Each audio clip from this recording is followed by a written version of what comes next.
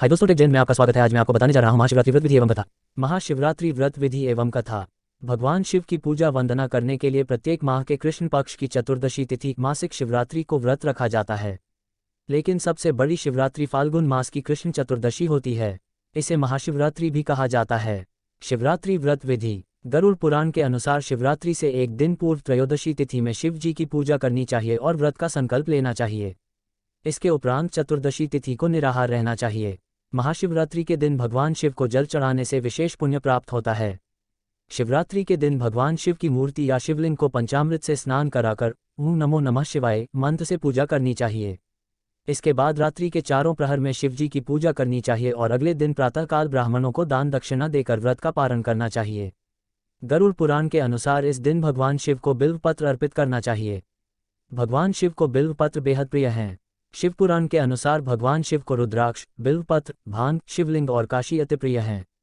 तारांकन तारांकन तारांकन तारांकन तारांकन तारांकन तारांकन तारांकन। महाशिवरात्रि की कथा। पूर्व काल में चित्रभानु नामक एक शिकारी था। जानवरों की हत्या करके वह अपने परिवार को पालता था। वह एक साहूकार का कर्जदार था, लेकिन उसका ऋण समय पर न चुका सका। क्रोधित साहूकार ने शिकारी को शिवमठ में बंदी बना लिया। संयोग से उस दिन शिवरात्रि थी। शिकारी ध्यानमग्न होकर शिव संबंधी धार्मिक बातें सुनता रहा। चतुर्दशी को उसने शिवरात्रि व्रत की कथा भी सुनी। शाम होते ही साहूकार ने उसे अपने पास बुलाया और ऋण चुकाने के विषय में बात की। शिकारी अगले दिन सारा ऋण लौटा देने का वचन देकर बंधन से छूट गया। अपनी दिनचर्या की भांति वह जंगल में शिकार के लिए निकला, लेकिन दिन भर बंदी गृह में रहने के कारण भूख प्यास से व्याकुल था। शिकार खोजता हुआ वह बहुत दूर निकल गया। जब अंधकार हो गया तो उसने विचार किया कि रात जंगल में ही बितानी पड़ेगी। वह वन एक तालाब के किनारे एक बेल के पेड़ पर चढ़कर रात बीतने का इंतजार करने लगा। बिल्व वृक्ष के नीचे शिवलिंग था जो बिल्वपत्रों से ढंका हुआ था। शिकारी को उसका पता न चला। पड़ाव बनाते समय उसने जो टहनियां तोड़ी वे संयोग से शिवलिंग पर गिरती चली गई। इस प्रकार दिन भर भूखे प्यासे शिकारी का व्रत भी हो गया और शिवलिंग पर बिल्वपत्र भी चढ़ गए। एक पहर रात्रि बीत जाने पर एक गर्भिणी हिरनी तालाब पर पानी पीने पहुंची। शिकारी ने धनुष पर तीर चढ़ाकर ज्यों ही प्रत्यंचा खींची, हिरनी बोली, मैं गर्भिणी हूं, शीघ्र ही प्रसव करूंगी। तुम एक साथ दो जीवों की हत्या करोगे, जो ठीक नहीं है। मैं बच्चे को जन्म देकर शीघ्र ही तुम्हारे समक्ष प्रस्तुत हो जाऊंगी, तब मार लेना। शिकारी ने प्रत्यंचा ढीली कर दी और हिरनी जंगली झाड़ियों में लुप्त हो गई। प्रत्यंचा चढ़ाने तथा ढीली करने के वक्त कुछ बिल्वपत्र अनायास ही टूटकर शिवलिंग पर गिर गए। इस प्रकार उससे अनजाने में ही प्रथम प्रहर का पूजन भी संपन्न हो गया। कुछ ही देर बाद एक और हिरनी उधर से निकली। शिकारी की प्रसन्नता का ठिकाना न रहा। समीप आने पर उसने धनुष पर बाण चढ़ाया। तब उसे देख हिरनी ने विनम्रतापूर्वक निवेदन किया, हे शिकारी, मैं थोड़ी देर पहले ऋतु से निवृत्त हुई हूँ। कामातुर विरहिणी हूँ। अपने प्रिय की खोज में भटक रही हूँ। मैं अपने पति से मिलकर शीघ्र ही तुम्हारे पास आ जाऊंगी। शिकारी ने उसे भी जाने दिया। 2 बार शिकार को खोकर उसका माथा ठनका। वह चिंता में पड़ गया। रात्रि का आखिरी पहर बीत रहा था।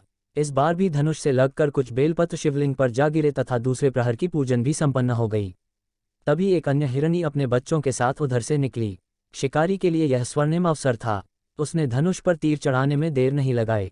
वह तीर छोड़ने ही वाला था कि हिरनी बोली, हे शिकारी, मैं इन बच्चों को इनके पिता के हवाले करके लौटाऊंगी। इस समय मुझे मत मारो। शिकारी हंसा और बोला, सामने आए शिकार को छोड़ दूं, मैं ऐसा मूर्ख नहीं। इससे पहले मैं 2 बार अपना शिकार खो चुका हूँ। मेरे बच्चे भूख प्यास से व्यग्र हो रहे होंगे। उत्तर में हिरनी ने फिर कहा, जैसे तुम्हें अपने बच्चों की ममता सता रही है, ठीक वैसे ही मुझे भी।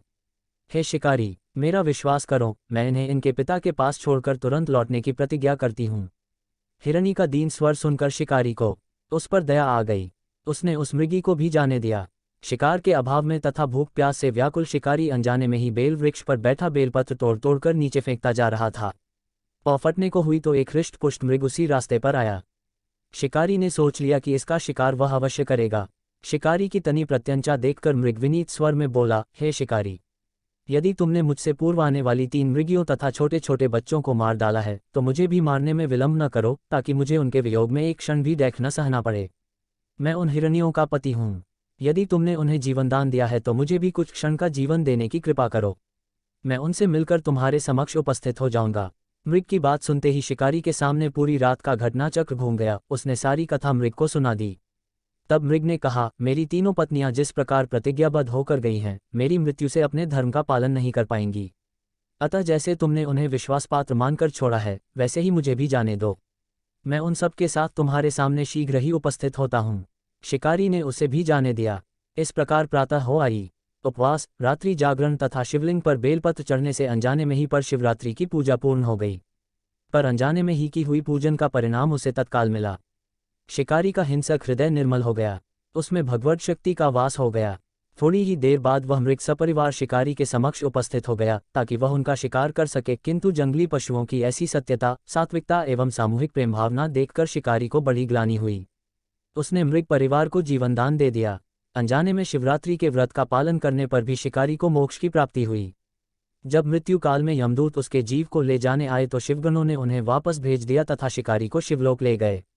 शिव जी की कृपा से ही अपने इस जन्म में राजा चित्रभानु अपने पिछले जन्म को याद रख पाए तथा महाशिवरात्रि के महत्व को जानकर उसका अगले जन्म में भी पालन कर पाए। तारांकन तारांकन तारांकन तारांकन तारांकन तारांकन तारांकन तारांकन तारांकन। शिव कथा का संदेश। शिकारी की कथानुसार महादेव तो अनजाने में किए गए व्रत का भी फल दे देते हैं, पर वास्तव में महादेव शिकारी की दया भाव से प्रसन्न हुए। अपने परिवार के कष्ट का ध्यान होते हुए भी शिकारी ने मृग परिवार को जाने दिया।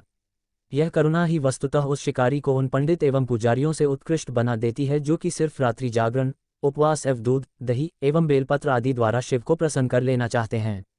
इस कथा में सबसे महत्वपूर्ण बात यह है कि इस कथा में अनजाने में हुए पूजन पर विशेष बल दिया गया है।